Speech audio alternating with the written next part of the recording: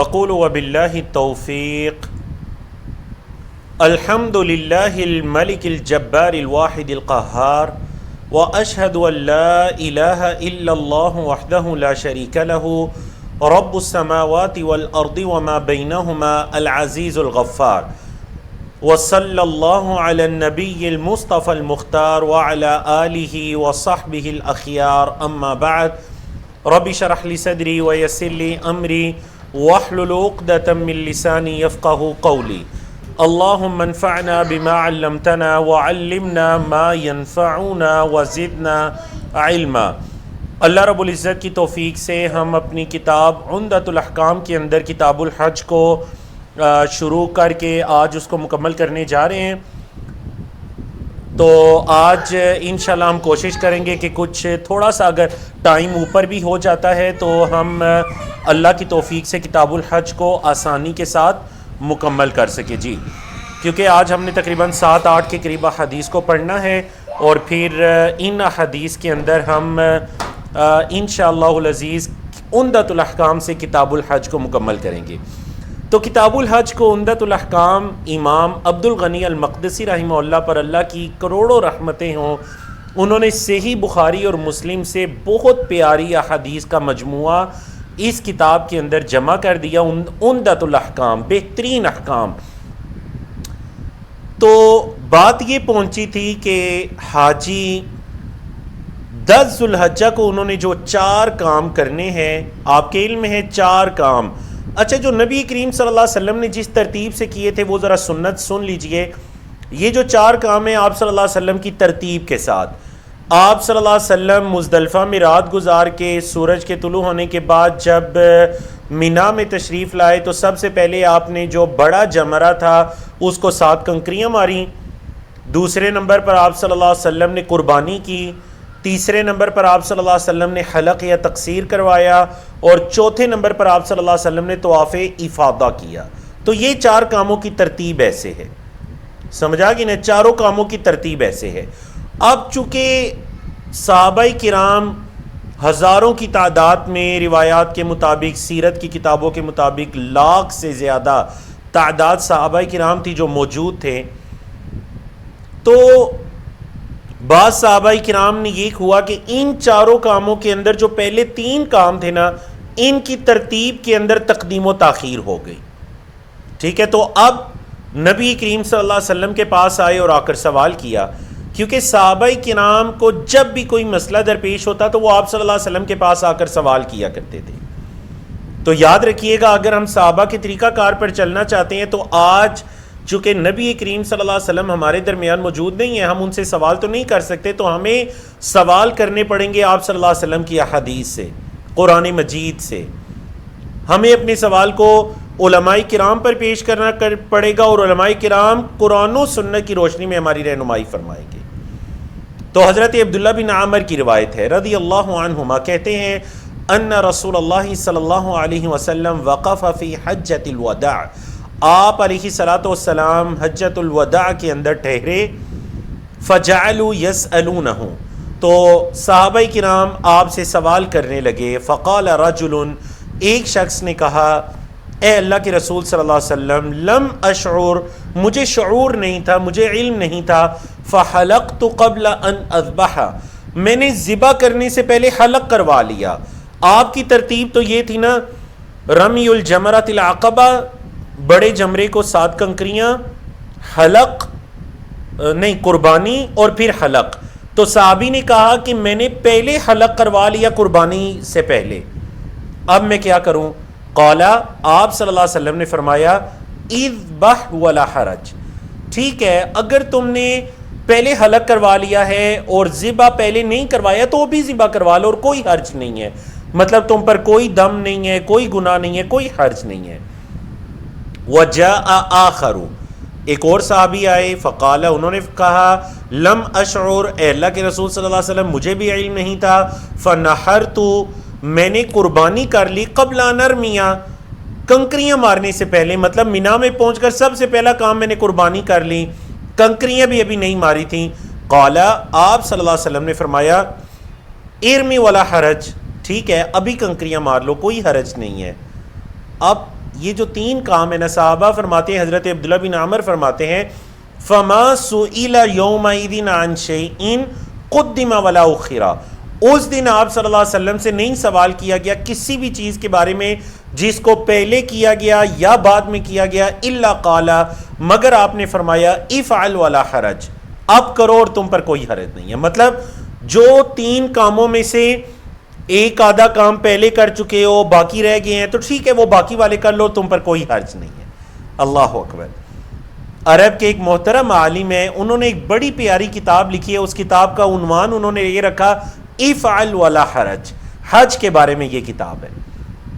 مطلب وہ نبی کریم صلی اللہ علیہ وسلم کی جو آسانیاں ہیں، شریعت اسلامیہ کی جو آسانیاں ہیں وہ بتانا چاہ رہے ہیں کہ دیکھیں آپ صلی اللہ علیہ وسلم نے کتنی آسانی کی لوگوں کے لیے، افعل ولا حرج، افعل ولا حرج، ٹھیک ہے باقی کر لو کوئی حرج نہیں ہے تم پر، ٹھیک ہے باقی کر لو کوئی حرج نہیں ہے تم پر۔ اللہ اکبر۔ سمجھ آ گیا جی آپ کو؟ تو یہ بڑی پیاری حدیث ہے جو کہ 10 ذی الحجہ کے اعمال کے بارے میں ہے۔ ابھی 10 ذی الحجہ کی بات ہی چل رہی ہے۔ حضرت عبد الرحمن بن یزید النخعی کی روایت ہے، ان عبد الرحمن بن یزید النخعی انہ حج مع ابن مسعود رضی اللہ عنہ۔ عبد الرحمن بن نخعی جو ہیں، عبد الرحمن بن یزید النخعی تابعی ہیں، انہوں نے حج کیا حضرت عبداللہ بن مسعود کے ساتھ۔ فرآہ، تو انہوں نے حضرت عبداللہ بن مسعود کو دیکھا، یرمی الجمرۃ الکبریٰ بسبع حصیات، حضرت عبداللہ بن مسعود جمرہ کبریٰ کو 7 کنکریاں مار رہے تھے، جمرہ کبریٰ کو 7 کنکریاں مار رہے تھے۔ اب ظاہر بات ہے یہ کون سا دن ہے؟ یہ 10 ذی الحجہ کا دن ہے، کیونکہ 10 ذی الحجہ میں صرف جمرہ کبریٰ یا جمرہ عقبہ جو بڑا جمرہ ہے نا اس کو 7 کنکریاں مارنی ہے۔ آنے والے جو دن ہیں ان کے اندر تو تینوں جمرات کو ساتھ ساتھ مارنی ہے۔ تو یہ بات ہو رہی ہے 10 ذی الحجہ کی۔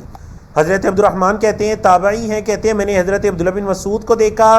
کون عبداللہ بن مسعود؟ نبی کریم صلی اللہ علیہ وسلم کے عظیم صحابی، جن کے بارے میں آپ صلی اللہ علیہ وسلم نے کیا فرمایا تھا؟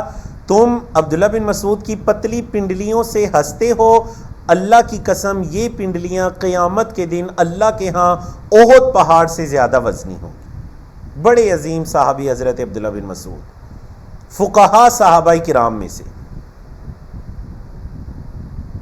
تو یہ وہ ان کا عمل بیان کر رہے ہیں حضرت عبد الرحمن۔ کیا عمل بیان کر رہے ہیں کہ حضرت عبداللہ بن مسعود نے کنکریاں ماریں 10 ذی الحجہ کو جمرہ عقبہ کو، تو کیسے ماریں؟ یعنی ان کی کیفیت بیان کریں۔ فجعل البیت عن یسارہ، بیت اللہ ان کے بائیں طرف تھا، ومنن عن یمینہ، اور مینا ان کے دائیں طرف تھا۔ آپ کو پتہ ہے جو نقشہ ہے نا وہ اس طرح سے ہے، مکہ مکرمہ سے جب آپ مینا کی طرف جاتے ہیں نا تو پہلے جمرات آتے ہیں، اس کے بعد مینا آتی ہے، ٹھیک ہے؟ تو ابھی بھی موجودہ دور میں جو راستے بنائے گئے ہیں نا، جب آپ ان راستوں سے جیسے ہی جمرات کی بلڈنگز میں انٹر ہوتے ہیں نا کنکریاں مارنے کے لیے، تو ان راستوں سے جیسے ہی انٹر ہوتے ہیں تو بیت اللہ آپ کے لیفٹ سائڈ پر ہوتا ہے مکہ مکرمہ، اور مینا آپ کے رائٹ سائڈ پر ہوتا ہے۔ تو یہی سنت ہے۔ حضرت عبداللہ بن مسعود نے نبی کریم صلی اللہ علیہ وسلم کی سنت پر عمل کیا۔ آپ صلی اللہ علیہ وسلم نے بھی ایسے ہی کنکریاں ماری تھی کہ بیت اللہ مکہ مکرمہ آپ کے بائیں طرف تھا اور مینا آپ کے دائیں طرف تھا۔ ثم قال، پھر حضرت عبداللہ بن مسعود فرماتے ہیں، ھذا مقام الذی انزلت علیہ سورۃ البقرہ، یہ وہ جگہ ہے جہاں سے کھڑے ہو کر میں کنکریاں ماروں، اس مقام پر آپ صلی اللہ علیہ وسلم پر سورۃ البقرہ نازل ہوئی تھی۔ اب ظاہر بات ہے سورۃ البقرہ پوری نازل نہیں ہوئی، بلکہ سورۃ البقرہ کی کچھ آیات نازل ہوئی تھیں، یہ مراد ہے ان کی۔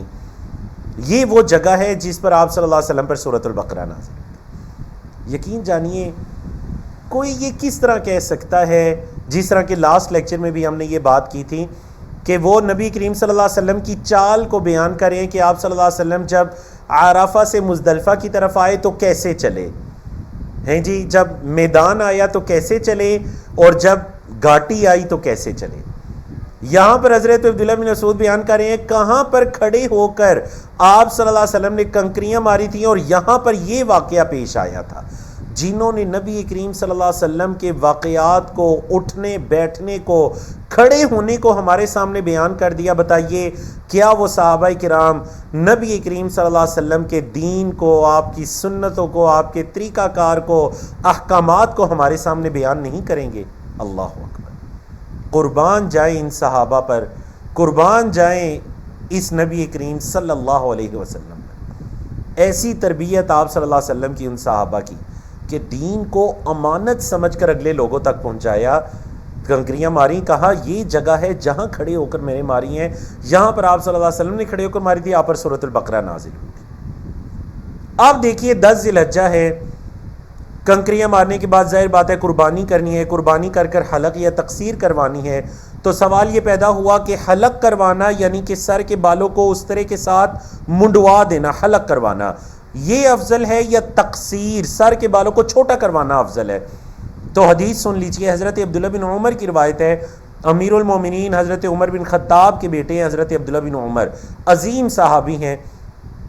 کہتے ہیں ان رسول اللہ صلی اللہ علیہ وسلم قال، یہ کہ اللہ کے رسول صلی اللہ علیہ وسلم نے فرمایا، کیا فرمایا؟ اللہم ارحم المحلقین، اے اللہ حلق کروانے والوں پہ رحم فرما. قالو، صحابہ کرام نے پوچھا، والمقصرین یا رسول اللہ، اے اللہ کے رسول صلی اللہ علیہ وسلم تقصیر کروانے والے؟ قال، آپ صلی اللہ علیہ وسلم نے فرمایا، اللہم ارحم المحلقین، اے اللہ حلق کروانے والوں پہ رحم فرما. قالو، صحابہ کرام نے فرمایا، والمقصرین یا رسول اللہ، اے اللہ کے رسول صلی اللہ علیہ وسلم تقصیر کروانے والوں کا بھی بتا دیجئے. قال، آپ صلی اللہ علیہ وسلم نے فرمایا، والمقصرین، اور تقصیر کروانے والے، بالوں کو چھوٹا کروانے والے. یعنی 3 میں سے جو 2 دعائیں ہیں وہ حلق کروانے والوں کے لیے ہے، اور ایک تیسری دعا تقصیر والوں کے لیے ہے. اور ایک روایت کے اندر 3 دعائیں حلق والوں کے لیے اور 4تھی مرتبہ تقصیر والوں کے لیے. تو اس سے ہمیں کیا پتہ چلتا ہے؟ اس سے یہ پتہ چلتا ہے کہ جس عمل کی فضیلت ہے زیادہ وہ حلق ہے، وہ سر کے بالوں کو منڈوا دینا ہے. اور دوسرے نمبر پر جس عمل کی فضیلت ہے وہ ہے سر کے بالوں کو چھوٹا کروانا، تقصیر. سمجھا گی نا آپ کو؟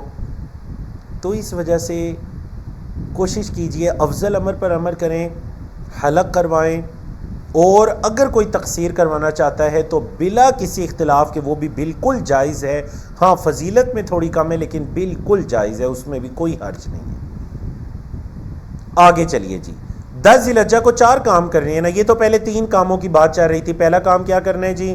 جمرہ عقبہ کو 7 کنکریاں مارنی ہیں. دوسرا کام یہ کرنا ہے کہ قربانی کرنی ہے. تیسرا کام حلق یا تقصیر. چوتھا کام جو کرنے 10 ذی الحجہ کو وہ ہے طواف افاضہ، جس کو طواف زیارہ بھی کہتے ہیں. طواف افاضہ یا طواف زیارہ.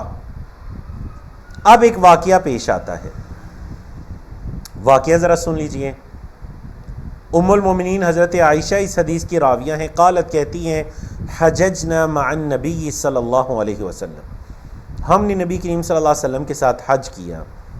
یہ جو آپ صلی اللہ علیہ وسلم کی زندگی کا واحد حج تھا، حجۃ الوداع، اس میں حضرت عائشہ بھی ساتھ تھیں اور ام المومنین حضرت صفیہ بھی آپ صلی اللہ علیہ وسلم کے ساتھ تھی. اب ہوا اس طرح کہ حضرت عائشہ فرماتی ہیں فَأَفَضْنَا يَوْمَ النَّحْرِ، یوم النحر جو 10 ذی الحجہ کا دن تھا نا، قربانی کا دن، اس دن ہم نے طواف افاضہ کر لیا. اس دن ہم نے طواف افاضہ کر لیا. آپ پڑھ چکے ہیں نا کہ طواف افاضہ کو مؤخر بھی کیا جا سکتا ہے طواف وداع تک. تو کہتی ہیں ہم نے 10 ذی الحجہ کو یوم النحر کو طواف افاضہ کر لیا. تو اب ایک واقعہ یہ پیش آیا کہ فحاضت صفیہ، ام المومنین حضرت صفیہ جو تھیں ان کے ایام شروع ہو گئے. فاراد النبی صلی اللہ علیہ وسلم منہا ما یرید الرجل من اہلہ، نبی کریم صلی اللہ علیہ وسلم نے ان کے پاس جانے کا ارادہ کیا جیسے کوئی مرد اپنی زوجہ کے پاس جانے کا ارادہ کرتا ہے. فقلت یا رسول اللہ، ام المومنین حضرت عائشہ فرماتی ہیں میں نے کہا اللہ کے رسول صلی اللہ علیہ وسلم، انہا حائض، اے اللہ کے رسول صلی اللہ علیہ وسلم ان کے تو ایام شروع ہو چکے ہیں. قال، آپ صلی اللہ علیہ وسلم نے فرمایا احابستنا ہی، کیا یہ ہمیں روکنے والی ہیں؟ مطلب آپ صلی اللہ علیہ وسلم نے یہ سمجھا کہ ام المومنین حضرت صفیہ نے طواف افاضہ نہیں کیا چونکہ طواف افاضہ آپ پڑھ چکے ہیں حج کے ارکان میں سے ایک رکن ہے، تو چونکہ انہوں نے طواف افاضہ نہیں کیا تو اب وہ ہمیں روکنے والی ہیں، ان کی وجہ سے ہمیں رکنا پڑے گا۔ قالو، لوگوں نے بتایا یا رسول اللہ، اے اللہ کے رسول صلی اللہ علیہ وسلم، افادت یوم النحر، انہوں نے تو 10 ذی الحجہ کو طواف افاضہ کر لیا تھا۔ قال، تب آپ صلی اللہ علیہ وسلم فرمایا اخرجو، چلو نکلو۔ اگر صفیہ نے طواف افاضہ کر لیا ہے تو اس کا مطلب ہے ہم پھر رکیں گے نہیں۔ کیوں؟ کیونکہ ہمارا تو ان کا طواف وداع باقی ہے جو ایام کے شروع ہونے کی وجہ سے وہ نہیں کر سکتی، تو طواف وداع کی رخصت کا تذکرہ ہو رہا ہے کہ اگر کسی عورت کے ایام شروع ہو جاتے ہیں، اس نے طواف وداع نہیں کیا، تو شریعت اس کو یہ رخصت دیتی ہے کہ وہ سفر کر سکتی ہے اپنے باقی قافلے کے ساتھ۔ اگر اس کے لیے رکنا ممکن ہے، انتظار کرنا ممکن ہے آسانی کے ساتھ، تو وہ رکے، انتظار کرے، طواف وداع کرے جو کہ حج کے واجبات میں سے ہے۔ اور اگر اس کے لیے رکنا ممکن نہیں ہے، باقی قافلے والے نکل رہے ہیں یا اہل و یال نکل رہے ہیں یا ڈیٹ ٹکٹ طے تھا پہلے سے، وہ نہیں لیٹ ہو سکتے، تو اس کو چاہیے طواف وداع کیے بغیر وہ چلی جائے۔ لیکن اگر طواف افاضہ نہیں کیا تو پھر اس پر رکنا لازم ہے، کیونکہ طواف آپ صلی اللہ علیہ وسلم نے اسی لیے فرمایا تھا کہ شاید آپ یہ سمجھیں کہ انہوں نے طواف افاضہ نہیں کیا تو فرمانے لگے آپ یہ ہمیں روکنے والی ہیں، ان کی وجہ سے ہمیں رکنا پڑے گا کیونکہ صفیہ کے ایام شروع ہو گئے ہیں، وہ طواف نہیں کر سکتی۔ تو نہیں بتایا کہ نہیں، انہوں نے طواف افاضہ کر لیا تھا۔ تو آپ صلی اللہ علیہ وسلم فرمایا اخرجو، چلو پھر ہم نکلو، اب نکلو۔ وفی لفظ، اور ایک حدیث کے الفاظ یہ ہیں، قال النبی صلی اللہ علیہ وسلم، نبی کریم صلی اللہ علیہ وسلم نے انہیں دو الفاظ کہے، اقرا حلقہ اطافت یوم النحر۔ اچھا، یہ کوئی بددعا کے طور پر نہیں کہے، عرب کا یہ رواج تھا کہ کچھ الفاظ کہے جاتے تھے، کچھ الفاظ کہے جاتے تھے۔ مثال کے طور پر ثاقلت کا امک، تیری ماں تجھے گم پائے، راغیمان فلان، فلاں کا ناک خاک آلود ہو جائے۔ اب اس سے مراد یہ نہیں ہوتا تھا کہ واقعتاً اس کو بددعا دی جا رہی ہے کہ وہ گم ہو جائے، اس کی ماں اس کو گم پائے، یا یہ کہ اس کی عزت خاک میں مل جائے، اس کا ناک خاک آلود ہو جائے، نہیں۔ تو اسی طرح آپ صلی اللہ علیہ وسلم نے انہیں فرمایا بانجھ ہو جائے، حلق اس کا ہو جائے۔ اطافت یوم النحر، بتاؤ یوم النحر کو اس نے طواف کر لیا تھا؟ قیلا، کہا گیا نعم، ہاں اللہ کے رسول صلی اللہ علیہ وسلم، صفیہ نے 10 ذی الحجہ یوم النحر کو طواف کر لیا تھا۔ قالا، پھر آپ صلی اللہ علیہ وسلم فرمایا فن فری، چلو اگر طواف افاضہ کر لیا تھا تو پھر نکلو۔ آپ صلی اللہ علیہ وسلم گویا خوش ہو گئے کہ اب ہم رکیں گے نہیں ان کی وجہ سے۔ اب یہاں پر ایک مسئلہ یہ سن لیجئے کہ اگر کسی عورت کے ایام شروع ہو جاتے ہیں اور اس نے طواف افاضہ نہیں کیا، وہ کیا کرے گی؟ طواف افاضہ نہیں کیا تو اگر تو اس کے لیے رکنا ممکن ہے، ٹکٹ کو لیٹ کروا لینا یا اہل و یال کا رک جانا، یا اس کے لیے رکنا ممکن ہے تو وہ رکے گی۔ اور علماء کرام فقہا کا یہ فتویٰ موجود ہے، سعودی عرب کے فقہا کا بھی، کہ اگر اس نے طواف افاضہ نہیں کیا اور اس کے ایام شروع ہو جاتے ہیں، چونکہ طواف افاضہ کرنا حج کا رکن ہے، رکن اگر واجب میں سے کوئی چیز رہ جاتی ہے تو دم دینے سے وہ کمی پوری ہو جائے گی، لیکن اگر رکن رہ جاتا ہے تو دم وغیرہ سے وہ کمی پوری نہیں ہوگی۔ اب چونکہ رکن کا معاملہ آ گیا تو علماء کرام نے کہا ہے کہ وہ اسی حالت میں طواف کرے گی اور وہ مکہ مکرمہ کو چھوڑ دے گی۔ مسجد حرام بیت اللہ کے اندر زیادہ دیر وہ نہیں رکے گی اور طواف کر کے اس کا بس یہ رکن ادا ہو جائے گا اور وہ مکہ مکرمہ کو چھوڑ سکتی ہے۔ سمجھا کہ آپ کو جی؟ اور دوسری جو اہم ترین نقطہ ہے اس حدیث کے اندر، دیکھیے آپ صلی اللہ علیہ وسلم کے اہل و یال کے ایام کا تذکرہ پوری امت کے سامنے ہو رہا ہے۔ آپ ذرا اپنے بارے میں سوچئے نا، کیا ہم ایسی بات کو پسند کریں؟ نہیں، لیکن یہ ایک رسول کی زندگی ہے، یہ اللہ کے پیغمبر کی زندگی ہے۔ اس زندگی کے جو نجی معاملات بھی ہیں وہ امت کے سامنے آنے چاہیے۔ کیوں؟ کیونکہ نبی کریم صلی اللہ علیہ وسلم کوئی صرف مسجد کی حد تک ہمارے لیے اسوہ حسنہ نہیں ہے، آپ صلی اللہ علیہ وسلم گھر کے اندر بھی، حتیٰ کہ بند کمرے میں بھی، میاں بیوی کے درمیان جو کچھ ہوتا ہے اس میں بھی آپ صلی اللہ علیہ وسلم ہی ہمارے لیے اسوہ حسنہ ہے. اور قربان جائیں ازواج مطہرات پر جنہوں نے ایسے معاملات امت کو بتائے تاکہ امت کے لیے رہنمائی ہو جائے. آج دیکھیے نا، لاکھوں کی تعداد میں جو خواتین حج عمرہ کرتی ہیں، کیا انہیں ایسے مسائل درپیش نہیں آتے؟ یقیناً آتے ہیں. تو الحمدللہ الحمدللہ شریعت کے اندر کیا ان کا حل ہمارے سامنے نہیں ہے؟ الحمدللہ موجود ہے. ابھی آپ نے پڑھا. کریڈٹ کس کو جاتا ہے؟ ازواج کو جاتا ہے، امہات المؤمنین کو جاتا ہے. نعوذ باللہ من ذالک، نعوذ باللہ من ذالک. اگر کوئی حضرت عائشہ کی طرف انگلی اٹھائے گا، اگر کوئی حضرت صفیہ، حضرت حفصہ کی طرف انگلی اٹھائے گا، تو یاد رکھیے گا یہ انگلی آپ صلی اللہ علیہ وسلم کی گھریلو زندگی کی طرف اٹھے گی. اس وجہ سے ہم کہتے ہیں صحابہ کرام ریڈ لائن ہیں، کیونکہ یہ اللہ کی شریعت کو ہم تک پہنچانے والے ہیں.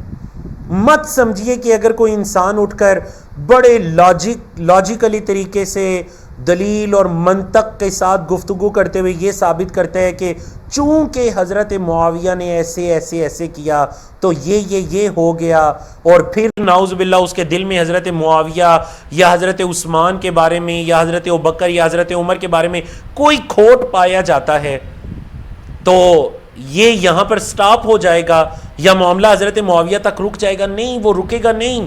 وہ تمام صحابہ کرام تک جائے گا، تمام صحابہ کرام پر انگلی اٹھے گی، کیونکہ حضرت معاویہ کی بیعت کرنے والے تمام صحابہ کرام تھے. اس وجہ سے یہ صحابہ ہیں، ان کا مقام و مرتبہ، ان کی قدر و منزلت جاننا لازمی ہے. یہ امہات المومنین ہیں، اللہ ان سے راضی ہو. حضرت عبداللہ بن عباس کی روایت ہے، قال کہتے ہیں امیر الناس، لوگوں کو یہ حکم دیا گیا. دیکھیں اب ماشاءاللہ حج کا ٹاپک مکمل ہو رہا ہے تو بات پہنچی طواف وداع تک. اور آپ کو پتہ ہے نا یہ وہ آخری کام ہے جو حاجی نے حج کے ایام میں یا حج کے ارکان واجبات میں کرنا ہوتا ہے، جو آخری کام ہے طواف وداع. تو حضرت عبداللہ بن عباس رضی اللہ عنہما فرماتے ہیں امیر الناس ان یکون آخر عہدہم بالبیت، لوگوں کو یہ حکم دیا گیا کہ ان کا جو سب سے آخری کام ہونا چاہیے نا وہ بیت کے ساتھ، وہ بیت اللہ کا طواف ہونا چاہیے. ہاں الا مگر انہ خفف عن المرأة الحائض، جو ایام والی عورت ہے اس سے تخفیف کر دی گئی کہ اگر کسی عورت کے ایام شروع ہو چکے ہیں تو پھر وہ اس کا آخری کام بیت اللہ کا طواف نہیں ہونا چاہیے، وہ بغیر طواف کے بھی جا سکتی ہے. ادروائز جو بھی مکہ مکرمہ کو چھوڑنے کا ارادہ کرے گا تو اس کا آخری کام بیت اللہ کا طواف ہونا چاہیے. اب یہاں پر اس دور کے اندر، جدید دور میں جو مسئلہ درپیش آتا ہے وہ یہ مسئلہ درپیش آتا ہے کہ دیکھیں بعض اوقات اس طرح ہوتے ہیں کہ آپ کے جو گروپ والے ہوتے ہیں وہ انہوں نے آپ کو یہ مطلب آپ نے دوپہر کے 12 بجے مکہ مکرمہ کو چھوڑنا ہے، وہ آپ کو یہ کہتے ہیں کہ فجر کی نماز پڑھ کے طواف وداع کر کے آپ لوگ آ جائیں. یہ ایسا ہوتا ہے یا نہیں ہوتا؟ فجر کی نماز پڑھ کے طواف وداع کر کے آ جائیں. کیوں؟ کیونکہ پھر یہ 5-6 گھنٹے ہم سفر کی تیاری میں، بسوں میں سوار ہونا، سامان، جانچ پڑتال، دیگر چیزیں، کوئی رہ نہیں گیا، کوئی لیٹ نہیں ہو گیا. اگر وہ یہ رخصت دیں کہ چلیں ٹھیک ہے 10 بجے کر کے آ جائیں، 11 بجے کر، تو پھر کبھی بھی 12 بجے سفر شروع نہیں ہو سکتا. تو اگر کوئی سفر کی ایسی مجبوری ہے تو ٹھیک ہے آپ کچھ دیر پہلے بھی طواف وداع کر سکتے ہیں. میں اس لیے یہ بات کر رہا ہوں کہ اکثر جو لوگ ہیں نا حج کے ایام میں بس انہیں یہی فکر ہوتی ہے کہ جی ہمیں گروپ والے طواف وداع 5 گھنٹے پہلے کروا دیں گے، پھر 5 گھنٹے ہم مکہ کے اندر رکیں گے. نہیں، مسئلہ اس طرح ہے کہ اگر مثال کے طور پر 12 بجے دن کو آپ نے نکلنا ہے ایئرپورٹ کی طرف، آپ کو کہتے ہیں فجر کے بعد طواف وداع کر کے آ جائیں، سفر کی تیاری، بسوں میں سوار ہونا، ناشتہ، پھر ہم نکل جائیں گے، ٹھیک ہے. اتنا ان کا حق ہے جدید جو معاملات ہیں ان کی وجہ سے، خاص کر جو کاغذی کارروائی ہے اور دیگر چیزیں، ہوٹل خالی کرنا، سامان، جانچ پڑتال، کوئی چیز دیر نہ ہو جائے. اب 12 بجے یہ پتہ چلتا ہے کہ جی آپ کی فلائٹ لیٹ ہو چکی ہے, اب رات کو 10 بجے ہم آپ کو لے کر جائیں گے جدہ. اب آپ پر طواف وداع دوبارہ کرنا لازم ہو گیا, کیونکہ اب آپ نے دوبارہ کئی گھنٹے مکہ مکرمہ میں رکنا ہے, شاید کہ آپ کو ظہر عصر مغرب عشاء دوبارہ نمازیں پڑھنے کا موقع مل جائے. اب کیا کرنا ہے, آپ نے جب مکہ کو چھوڑنے کا ارادہ کرنا ہے تو طواف وداع کرنا ہے دوبارہ. مسئلہ سمجھ آ گیا نا؟ تو یہ صورت ہے, ایک بندے نے سفر کا ارادہ کر لیا اور اب اس کے سفر میں کوئی تاخیر بھی ایسی نہیں ہے کہ وہ دوبارہ طواف کر سکے, تو پھر دوبارہ طواف کرنا اس پر لازم نہیں ہے, چاہے وہ 5-6 گھنٹے رکے مکہ مکرمہ میں, اس دوران سفر کی تیاری کرے اور چھوڑ کر نکل جائے. اچھا دیکھیں, اب یہاں پر رخصتوں کی بات ہو رہی ہے. ایک رخصت آپ کو پتہ چل گئی نا کہ ایام والی عورت سے طواف وداع کی رخصت. ایک اور رخصت دیکھ لیجئے, حضرت عبداللہ بن عمر کی ہی روایت رضی اللہ عنہما قال, کہتے ہیں استأذن العباس بن عبد المطلب رسول اللہ صلی اللہ علیہ وسلم, نبی کریم صلی اللہ علیہ وسلم کے چچا حضرت عباس نے آپ سے رخصت چاہی, اجازت لیں. یہاں چچا اگرچہ رشتے میں بڑے ہیں, باپ کی جگہ پر ہیں, لیکن اجازت کس سے لے رہے ہیں؟ اپنے بھتیجے سے. کیوں؟ کیونکہ بھتیجے اللہ کے رسول ہیں, اتھارٹی وہ ہیں, مسئلے بتانے کا, حل بتانے کا اختیار ان کو ہے اللہ کی طرف سے. تو چچا آ کر بھتیجے سے پوچھ رہے ہیں, کیا اجازت لی؟ ان یبیت بمکۃ اللیالی منن, کہ وہ اب مینا کی راتیں 10-11 کی درمیانی رات, 11-12 کی درمیانی رات, اور اگر کوئی رکنا چاہے تو 12-13 کی درمیانی رات مینا میں گزارنی ہے. لیکن حضرت عباس نے یہ اجازت لی کہ یہ راتیں وہ مکہ کے اندر گزارے تھے. عذر یہ ہے کہ من اجل سقایتہ, کیونکہ مکہ مکرمہ میں ان کی ڈیوٹی حاجیوں کو پانی پلانے کی ہے, تو وہ مکہ میں یہ راتیں گزارنے چاہتے ہیں. فآذن لہ, تو آپ صلی اللہ علیہ وسلم نے ان کو اجازت دے دی. تو یاد رکھیے گا, اگر کوئی ایسا صاحب عذر ہے تو اس کے لیے یہ واجب ہے مینا کے اندر راتیں گزارنے کا واجب, یہ واجب بھی اسے ساقط ہو جائے گا مجبوری کی حالت میں. وعنہ, اور انہی سے روایت ہے, مطلب حضرت عبداللہ بن عمر سے. آپ جان گئے نا عنہ کا طریقہ, جب بھی ایک حدیث کے اندر عنہ آتے ہیں نا تو مطلب یہ ہوتا ہے انہی سے روایت ہے. کن سے؟ مطلب جن سے پچھلی روایت گزری ہے. لیکن یاد رکھیے گا, آپ اگر یہاں پر مطلب 244 نمبر حضرت عبداللہ بن عمر کی روایت ہے, 245 اگر حضرت عائشہ کی آ جاتی تو 246 میں عنہ نہیں کہہ سکتے تھے, 246 میں دوبارہ یہ کہنا پڑتا, کیا کہنا پڑتا؟ ان عبداللہ بن عمر. یہ تب ہوتے جب مسلسل بغیر کسی وقفے کے ایک ہی صحابی کی 2 روایت آئیں, تو محدثین کرام اگلی حدیث کے ساتھ اس صحابی کا نام ذکر کرنے کے بجائے عنہ ذکر کر دیتے ہیں. انہیں سے روایت مطلب حضرت عبداللہ بن عمر سے. قال, کہتے ہیں جمع النبی صلی اللہ علیہ وسلم بین المغرب والعشاء بجمع, کہ اللہ کے رسول صلی اللہ علیہ وسلم نے مغرب اور عشاء کے درمیان جمع کیا, مغرب اور عشاء کی نمازوں کو جمع کیا. بجمعین, بتائیے یہ جمعین یہ کس جگہ کا نام ہے؟ چیٹ میں بتائیے, دیکھتے ہیں پہلے کس کا جواب صحیح آتا ہے. یہ جو آپ صلی اللہ علیہ وسلم نے فرمایا نا بجمعین, آپ صلی اللہ علیہ وسلم نے جمعین نامی جگہ میں 2 نمازوں کو جمع کیا مغرب, تو بتائیے یہ کون سی جگہ ہے؟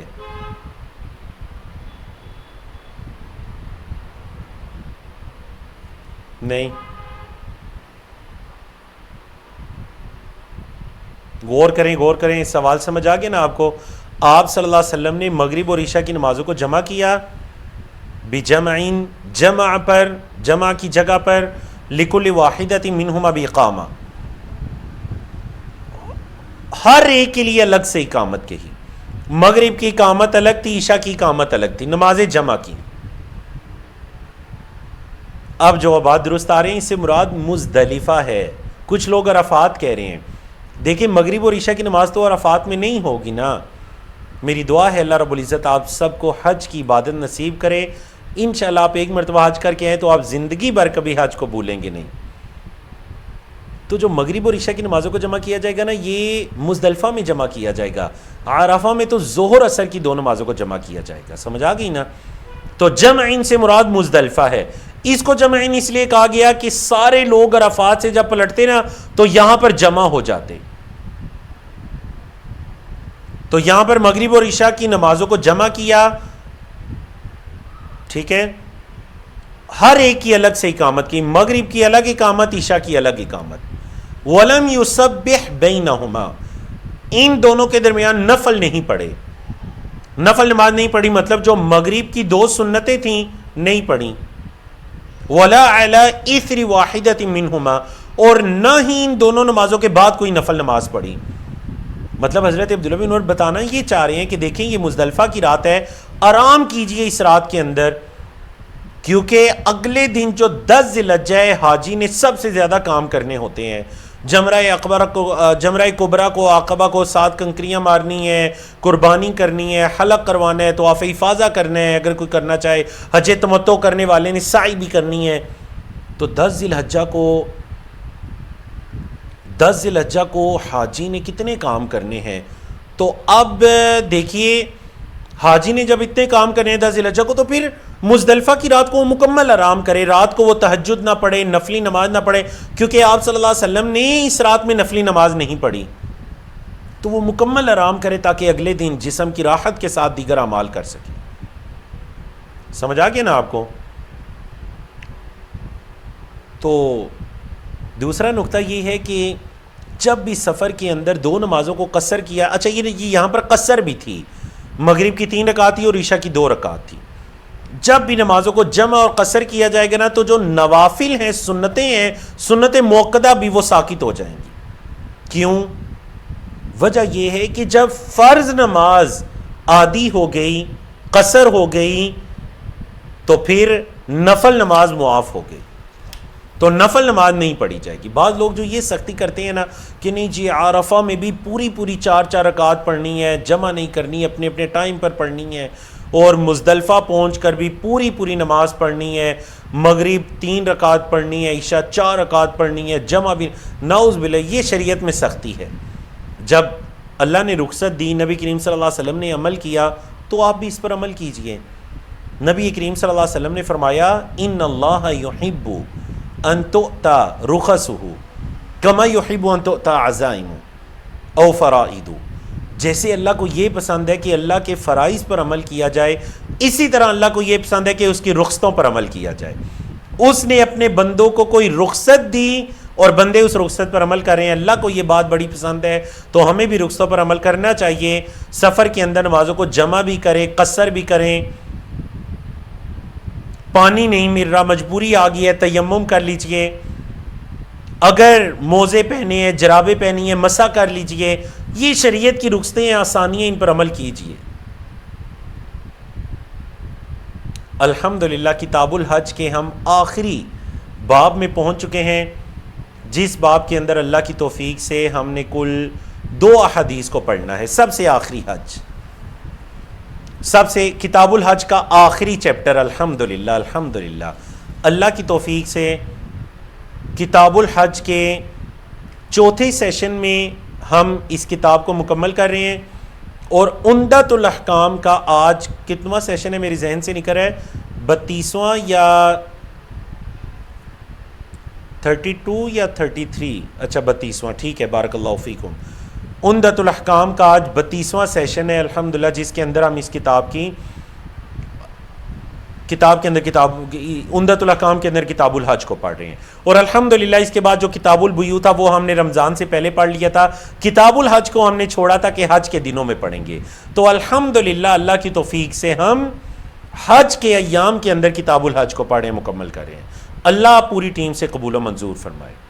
باب ہے جی باب المحرم یأکل من صید الحلال, احرام والا بندہ حلال شکار سے کھا سکتا ہے.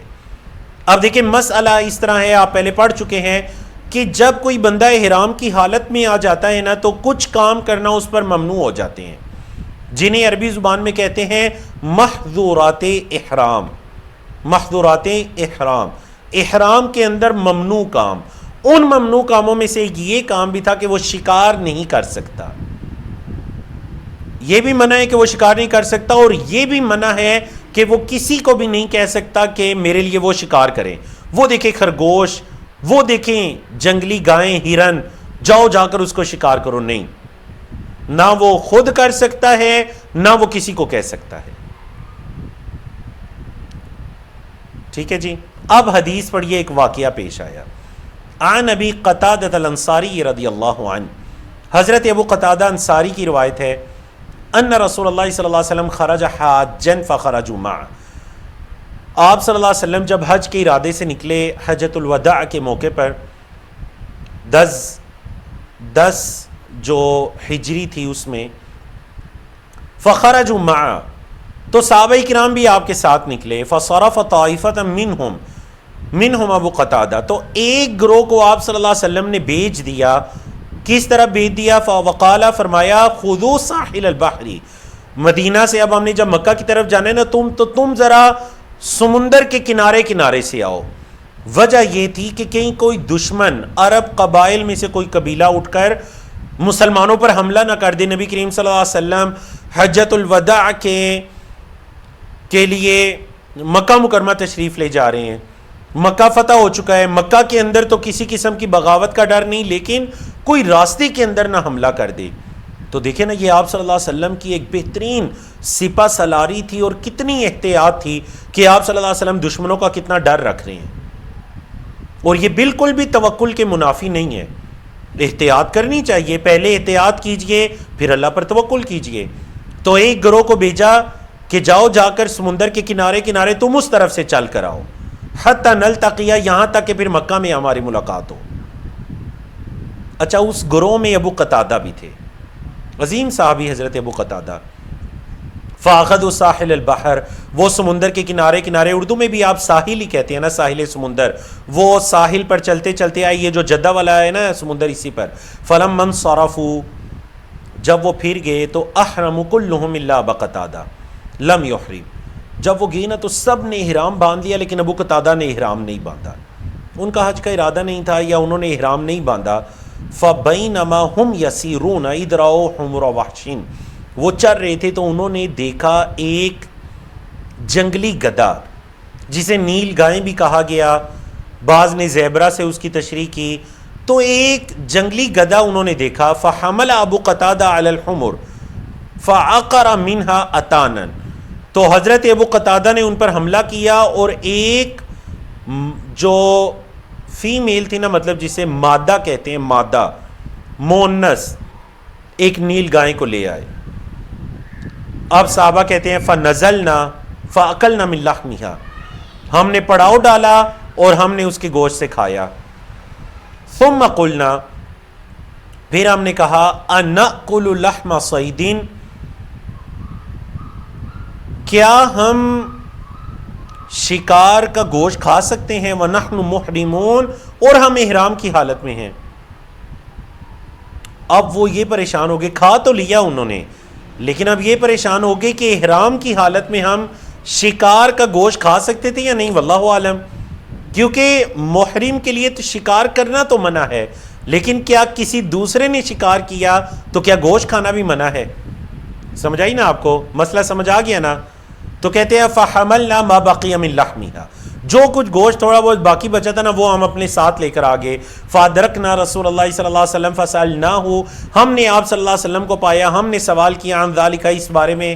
قال، تو آپ صلی اللہ علیہ وسلم نے فرمایا منکم احد امرہ ان یحمل علیہا واشار الیہا، اے حاجیو، اے محرمو، احرام کی حالت والے لوگوں، ذرا بتاؤ کیا تم میں سے کسی ایک نے اسے تو نہیں کہا تھا کہ جا کر شکار کرو، یا کوئی اشارہ تو نہیں دیا تھا کہ وہ دیکھو شکار؟ قالو، انہوں نے کہا اللہ نہیں، اللہ کے رسول صلی اللہ علیہ وسلم ایسا کچھ نہیں ہوا. قالا، تو آپ نے فرمایا فکلوا ما بقی من لحمها، پھر جو گوشت باقی ہے وہ کھاؤ پیو. وفی روایت، اور ایک حدیث کے اندر یہ الفاظ ہیں فقالا، آپ نے فرمایا هل معکم منہ شیء، کیا کچھ بچا بھی ہے تمہارے پاس؟ فقلت نعم، تو میں نے کہا ہاں بچا ہے. ابو قتادہ کہتے ہیں جی ہمارے پاس کچھ ہے. فناولتہ العضدہ، تو وہ جو اس کی ایک اگلی ران ہوتی ہے نا، دستی جسے کہتے ہیں، دستی، وہ جو اس کی ایک دستی تھی میں نے آپ صلی اللہ علیہ وسلم کو پیش کی. فاکلھا، تو آپ صلی اللہ علیہ وسلم نے بھی اس کو کھایا.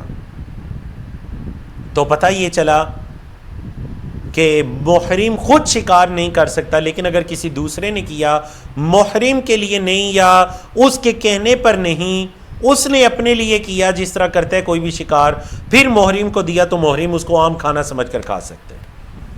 آخری حدیث کی طرف چلتے ہیں کتاب الحج کی۔ عن صعب بن جثامہ اللیثی رضی اللہ عنہ، حضرت صعب بن جثامہ اللیثی، یہ بھی آپ صلی اللہ علیہ وسلم کی عظیم صحابی ہیں، نام سے شاید اتنے معروف نہ ہو لیکن یہ عظیم صحابی ہیں، آپ صلی اللہ علیہ وسلم سے 16 حدیث کو روایت کرنے والے ہیں، 16 حدیث کتب حدیث کے اندر ان کی روایت کردہ موجود ہیں۔ انہ اہدی الی النبی صلی اللہ علیہ وسلم حمارا وحشیا وہو بالابواء او بودان، 2 جگہوں کے نام لیے، ان کو بھی شک ہے کہ یا ابوا نامی جگہ تھی یا ودان نامی جگہ، تو انہوں نے ایک جنگلی گدھا آپ صلی اللہ علیہ وسلم کو بطور ہدیہ دیا، فردہ علیہ، یہ اسی سفر کے دوران کی بات ہے، تو آپ صلی اللہ علیہ وسلم نے اس کو واپس کر دیا۔ فلما رأى ما فی وجہہ، جب آپ صلی اللہ علیہ وسلم نے ان کے چہرے پر دیکھا، مطلب کچھ پریشانی وغیرہ آپ کو دکھائی دی کہ وہ تو بڑے پریشان ہو گئے ہیں، ان کا ہدیہ واپس کیا گیا ہے، قالا، تو پھر آپ صلی اللہ علیہ وسلم نے وجہ بتائی، فرمایا انا لم نردہ علیک الا انا حرم، ہم نے آپ پر اس کو واپس نہیں کیا مگر اس لیے کہ ہم احرام کی حالت میں ہیں۔ اے صعب بن جثامہ، ہم نے اس لیے آپ کا ہدیہ لوٹایا کیونکہ ہم احرام کی حالت میں ہیں۔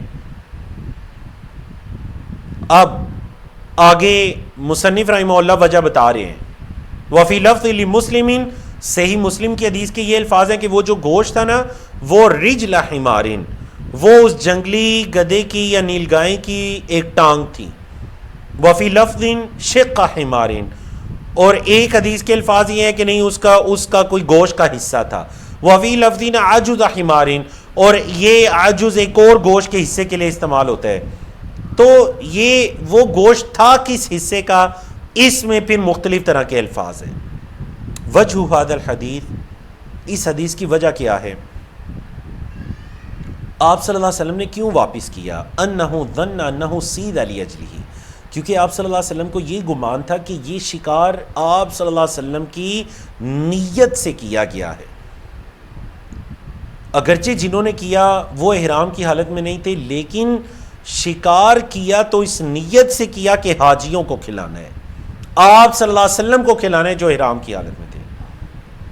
والمحرم لا یأکل ما صید لاجلہ، اور محرم اس سے نہیں کھائے گا جو اس کے لیے شکار کیا جائے، جو خاص محرم کے لیے شکار کیا جائے نا، محرم اسے کچھ نہیں کھائے پیے گا۔ مسئلہ سمجھ آ گیا نا آپ کو؟ تو دونوں حدیث کو اگر ملا کر دیکھیں تو مسائل واضح ہو جاتے ہیں۔